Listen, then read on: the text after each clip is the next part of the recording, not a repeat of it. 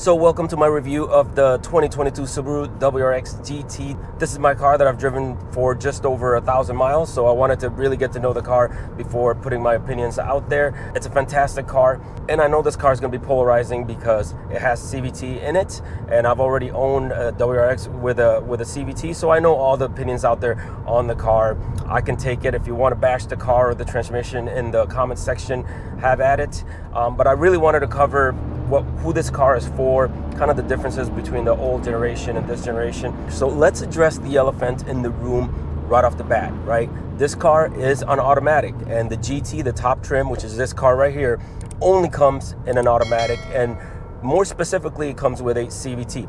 Now, Subaru doesn't call it CVT anymore. They call it SPT, or Subaru Performance Transmission. I'm actually glad that they're kind of divorcing themselves from that term CVT, because it does have a lot of negative connotations. And let's be real, if you've never driven this car, this CVT, it feels very different, and it's a whole different animal than your average CVT. So I'm glad that they're using the term SPT to kind of differentiate and hopefully not put people off right off the bat with the term CVT in marketing. Some of the negative aspects of a CVT are kind of like a boring feel. CVTs are more prone to failure. CVTs are just not transmissions that you would expect to find in a performance car, but Subaru nonetheless put it in this car. And for what it is, I think they did a fantastic job. Even as an improvement to the previous generation, which also had the same transmission, albeit not tuned the exact same way. This tune and this transmission in this car is a marked improvement over the previous generation. Now, I'm saying that with 1,000 miles on the odometer, right? So I don't know long term how this transmission is going to hold up, but so far, so good. Now, we'll also address something right off the bat, which is the cost of the car. And it costs a pretty penny for what the car is, right? So if you're getting a regular WRX, that might be in the low 30s. Well, the GT version of the car, which is this car that I'm driving right now, that's going to cost you, low 40s. So around the $42,000, $43,000 mark. Now, at that price range, it actually puts the car, right in line with a lot of other cars that are, arguably better than this one. What you're not going to get, and what you don't usually hear, is that this car is $43,000, but this is the max that you can get for this particular car, right? This is all the bells and whistles that Subaru offers thrown into the car. But a lot of the cars that are in the $40,000 range, but you're going to get them stripped down with a lot less features. So that is something to keep in mind. But if you're on a budget and you're trying to get a WRX, you're probably not going to be looking at the GT, because it's just not going to make sense. Financially speaking, it's just not going to make sense when you can just go get a regular 6-speed manual version of the car that costs you $10,000 less. Now, because this is the GT version of the car, you are going to get adjustable dampers. You're going to get a nice infotainment system. You're going to get Recaro seats. You're going to get eyesight, which you don't get with the 6-speed manual version of the car. Now, I know a lot of you are not going to care about that, might even prefer not to have eyesight, period. But eyesight could be a lifesaver in certain situations. And in 1,074 miles that I have on this car, it hasn't been intrusive at all, for me anyways. So it's tuned just right. Eyesight it's actually, I haven't had any false alarms in this particular car. And you can turn everything off and ride the car as if it didn't have eyesight. So you do have the option of having eyesight with the GT, or if you're driving spiritedly, say in Sports Sharp mode, then you have the option to turn all those features off. So this car, new generation, right, versus the old car, this is the 2.4 liters direct injected engine. The old car did have a direct injected engine as well, but it was a lower displacement. It was 2.0. At 2.4, it's a pretty powerful engine. Numbers wise, it's not much of a difference from the previous generation. However, when you get in the car, if you've driven the previous generation and you drive this car, it is a big difference. It is a big improvement. This car is it's got a lot more torque. It's a lot more responsive. It feels like a very capable car right off the bat. You don't have the lag that you used to have in the old car. It feels like you could abuse it a lot more than the old one. I wouldn't recommend it, but it does feel like you can drive the car spiritedly a lot more than the old generation of the car. And that's actually pretty good, because I thought when I first got into the car, I thought that it was just going to be the exact same old. Off the line, it's much quicker. It's got a lot more prominent engine braking, so it does help you if you're driving spiritedly to come to a stop. The shifts are lightning quick. I mean, before you can even look down and see that you shifted, if you do decide to use the paddle shifters, you've already shifted. Now, we're gonna get into the debate as to how useful that is, given how it is a CVT, but that's for a different video. And you can get into whatever RPM you want if you're driving spiritedly very, very quickly in the car. So for an automatic, it feels pretty damn good. Now, that said, for the $43,000 that you pay for the car, at least as of right now, you do get multiple cars in one, and that's pretty important in a car like this, right? I mean, you can do over 400 and I think 430 variations if you tweak the settings, but I think that you get three very distinct cars. One of them is going to be your comfort or your normal modes, where you're just driving maybe out of your neighborhood and the max speed limit is 15 miles per hour, or you just hit stop and go traffic where you're not going very far between having to stop and start up again. When you're in those situations, you absolutely want to put the car in like comfort mode or normal mode. It's going to save you on gas. The car's not going to be jerky. It's going to be very comfortable inside, and you just kind of chill and drive like a normal car. Now, the car is going to feel like a boring CVT when you are in comfort mode. It's supposed to. That's the whole point. That's why it's so economical. You're gonna get that low RPM drone. However, in this car, it's pretty controlled. It's actually, I think, is better than the previous generation of the car, which is very nice. But other than that, when you put the car in say comfort mode, it even controls the level of air coming out of your vents so that it's not too loud in the car. The steering wheel is electronically adjusted, so in that mode, we're talking about feather light. I mean, you can move it with your fingers. There's absolutely no resistance at all, versus if you put it, say, in sports sharp mode, where it definitely gets much stiffer and it's a lot sportier. The second mode, where I would argue that the car becomes a different car, is when you hit sports mode, where your steering gets stiffer, your suspension gets stiffer, the car is far more responsive to the gas pedal input. It just feels like a very sporty car that's glued to the road. So when you turn off the car and turn it back on, it's going to be automatically in sports mode every time. Now, don't ask me why you can't change that. I wish you could. I wish I had the option of setting any mode that I want as a default for when you start the car. Maybe there is a way of doing it that I just don't know about yet. For whatever reason, Subaru thought that, hey, sports is going to be the mode that we're going to give you when you start the car, whether you like it or not. So you do have an individual mode that you can set. And when you set that, you can set the parameters exactly to your liking. And there's a dedicated button right on the steering wheel that will allow you to access that particular individual mode anytime when you're driving. So what I did is I set it exactly how I like to drive out of my neighborhood. And that way, when I start the car, instead of starting in sports mode, it does start in sports mode, but I can just easily just push that button, and that's gonna allow me to go right into the individual mode right away. So yeah, sports mode is gonna be that mode that the car defaults to, and it's a very fun mode. It brings the RPMs up and the car is more responsive, which means the car is gonna be less loud. You would think it's gonna be more loud, but it's gonna be less loud because your RPMs are higher, so you're not gonna have that drone. And it's just gonna be an overall fun mode to be in for daily driving. All right, if you want to take it to a whole nother level, then you crank it up a notch and put it in Sports Plus or Sports Sharp mode, and that's your hey, you're really driving out there trying to really have some fun. The steering wheel is going to be the stiffest. Your adjustable dampers are going to be the stiffest. Like the suspension is going to be the stiffest. The car's going to feel like it's really glued to the road. It's going to feel really nice. You're going to feel very much in control.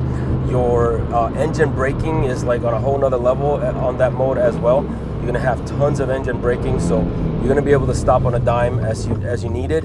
And the car is super, super torquey when you're in that mode. So it's definitely a very fun car when you are in that mode. And if anybody who hates CVTs, say what you say about how much they last, or hey, they're a glass transmission or whatever, it doesn't matter. If you hate CVTs and you tell me that you really don't enjoy this car at all, when you put it in Sports Plus and you're kind of driving it around, then I think you're probably being disingenuous, because it is a fun car. Not comparing it to a manual. It's not a manual. That's a whole different story. But for what it is a fantastic car. So essentially, that really adds to how dynamic this car could be. So it's going to be enough for most people. Now, this CVT does have a transmission cooler. So like for the previous generation, we all put our own transmission coolers because it was, the transmissions were dying, and we realized pretty quickly that the transmission could really benefit from a transmission cooler, which, by the way, overseas they already had from the get-go. So we were wondering why the heck they didn't put those in, you know, the US version of the car. Thankfully, they did it for these cars, so they do already come with transmission coolers, so we don't have to worry about that. They have a high torque chain. The CVT actually has a high torque chain, and it has high torque CVT fluid within it. So it's not your average CVT that's going to be boring, that's going to be lackluster and uninspiring. Not at all. It can be if you put it in, you know, comfort mode, but that's the whole point of that mode, right? It's not like you're stuck there.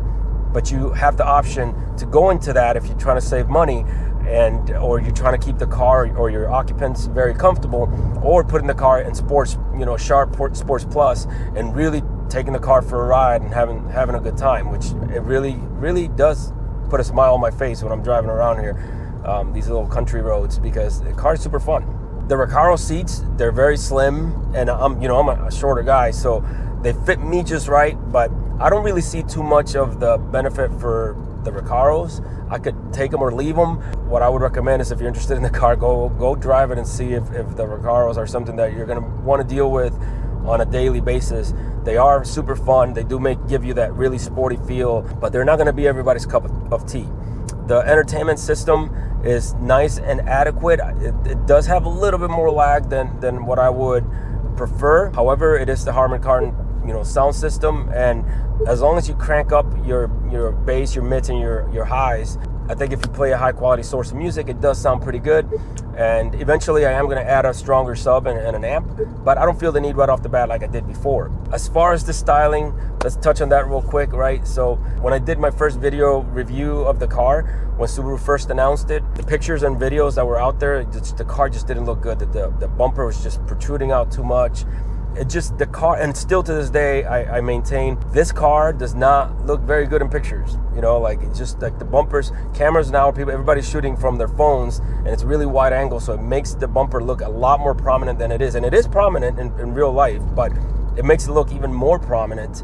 But I could tell you that the car, with the right color, like this one is sapphire blue, it looks far better in person. And like I said before, dark colors will hide that, you know, plastic cladding, so it looks far better in darker colors. At least I think that it does. Then those lighter colors, especially that orange. I'm not a fan of the orange, but this sapphire blue I think looks great, and it looks really good in person. I still maintain Subaru could have made different decisions in their styling, and right now it doesn't look as different compared to other cars than last generation. So like, you can spot previous generations, you know, 2015 plus WRXs and STIs, you can spot them out of any crowd. This generation, it really does look like a lot of other cars, unfortunately, but that's what we're stuck with, so it is what it is. But hey, you know what, we buy these cars and we change the crap out of them anyway, so it doesn't matter. Just buy it if you like it and make it your own. Change whatever you don't like about it. The interior, I think Subaru went just way overboard with the lines and the folds, and like they went. I don't think the interior is going to age well. It looks fine to me now. So you don't have those smooth lines that a lot of newer cars are coming out with. Instead, they went the complete opposite way and just added, you know, all kinds of contours into the interior of the car. But I applaud them for keeping the field of view fantastic, like they did the previous generation. One of my favorite things about the car is that you can look all the way around. There's really no big blind spots that are not normal blind spots in any car. You don't feel boxed in. You feel like you can see out of your rearview mirror. You don't feel like you're driving in a coffin. So, you know, great. I'm so glad that they kept that aspect. It was the same thing with the 2015 Plus, and it's going to be the same thing with this one. The room inside the car is about the same. I don't feel any difference there. I still haven't driven the 6-speed manual version of it, but I've heard great things about it. I can't wait to drive it and test that out. I know that over the next few years, we're going to see some great improvements to this platform, to this car, to this generation, and it's gonna be a really, you know, big contender as these companies start making parts and testing parts, and those first adopters, early adopters, start blowing up their cars for the benefit of everybody else, so that we can see what works and what doesn't. So my final thoughts on the car: this car is definitely a more grown version of the WRX. It's going to appeal more to older people, maybe, you know, in their as you get into your 30s, maybe even your 40s, that's gonna appeal to, you know, that generation, I think, more. That doesn't mean that a young person can have fun in this car. It is a blast, and you can find good in it, you know, no matter what age group you fall under. But I do believe that because of the higher price tag, the fact that it is an automatic, the fact that it has comfort features that younger people don't really care about, it's definitely going to appeal more to the older crowd. I just moved to the Tampa area. I live in Riverview, Florida now. So in this area right here, I did not have a lot of fun with the STI. I mean, like, I could take it down south, and there's a lot of nice little country roads down south. But as a daily driver here, man, it just pissed me off more than anything, because traffic here is absolutely terrible, and it's just way more convenient to drive an automatic in an area like this. So that's also going to be an appeal for people who live in really congested areas. Yeah, you're not going to want to be shifting all the time, because, you know, you might drive your car spiritedly for fun maybe 10% of the time, but the other 90% of the time you're going to be stuck in traffic. And if that's really what you want, then that's on you. But, you know, this car gives you the option to have a WRX and not have to deal with that.